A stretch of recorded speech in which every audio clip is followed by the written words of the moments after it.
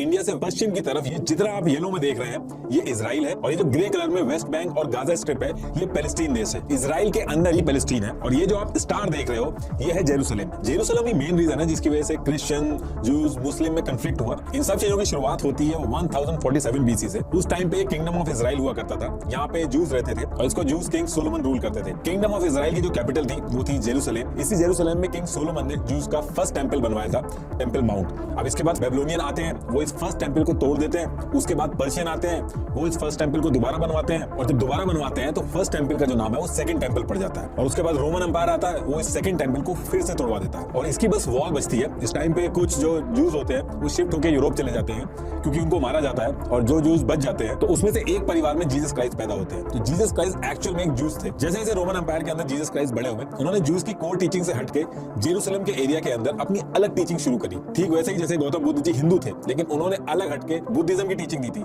अब जीसस उस एरिया में जूस की आइडियोलॉजी से अलग टीचिंग देने लगे, तो जो जूस थे उनको ये चीज बिल्कुल पसंद नहीं आई, और बात इतनी आगे बढ़ गई कि जूस ने जीसस को जेरूसलम में सबके सामने क्रॉस पे लटका के उनको कील ठोक दी गई, और उस वजह से उनकी जान चली गई।